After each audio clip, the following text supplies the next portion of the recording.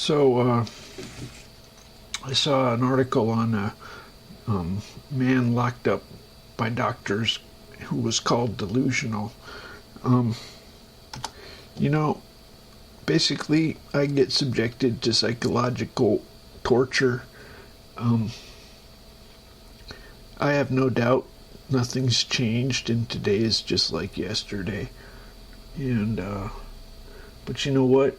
God told me He's perfectly just. If God's perfectly just, you're fucked. You can screw around all you want. You're fucked. Okay? God's perfectly just. I am not bitter because perfect justice happens. If God doesn't care, why should I care?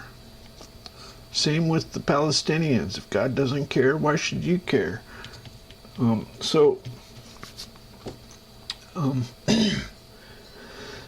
So anyway, so I'm not at all worried. God is perfectly just. He told me. God told me He's perfectly just.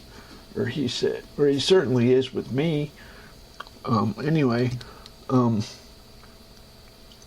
suit yourselves, niggers, because God's perfectly just. You can take your punishment now or later. It's up to you. You know, the funny thing is, okay, I was legitimately crazy for a few years, but what could have helped would have been philosophy, the world as it is and as it appears. You know, I've come to realize that there's so much written about insanity and craziness in reality that it's a common, everybody experiences it to some degree. Anyway, you know what's funny is the doctors don't have any idea of the tidal wave of a shitstorm that's about to hit when God is proven and all the atheists freak the shit out. You have no idea what's about to happen. I don't know if it will, to be quite honest. Basically, what you're faced with is the whole world being scared shitless and terrified. Except maybe they're not as guilty as I was. So the doctors are not quite realizing what's about to happen. Anyway, so let's see what God says. Just imagine all the atheists having hell. Just to realize, holy shit, God exists. Son of a bitch. They're gonna freak the fuck out. I was not a happy camper when I was an atheist and discovered God. I was not a happy camper.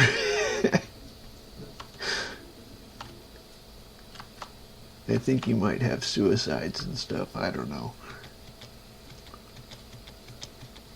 All the gays are going to be in some serious distress. Off-season things diligently, exceptions, account endeared, milan, sec matter, iron stature, muttering passions, abided, unclean. So you were questioning when I tore apart the name. I was trying to instruct you on how you interpret. If you'll encounter lots of proper names that you get nothing, but if you tear them apart, you get something. That's all I was trying to say.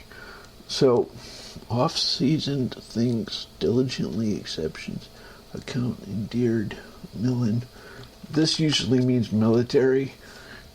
To me, you can interpret it your own way. Milan, sec matter, iron stature. I think maybe he's talking about Saddam Hussein. Muttering passions, abided, unclean. I don't know what it means. Basically, you learn there are yes and no and true and false, and then there's fuzzy. You learn to take a lot of fuzzy stuff.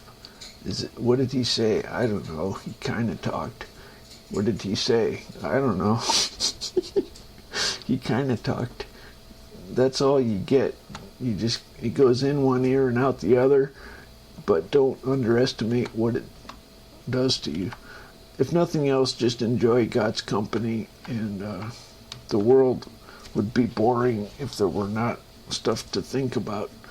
A life is a long time, and I think boredom is the biggest problem for the Creator.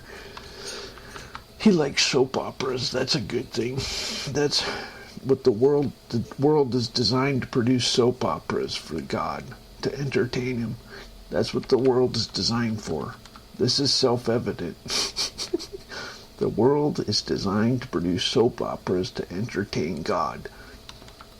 That is what the world was designed for. Okay, let's see what we got here.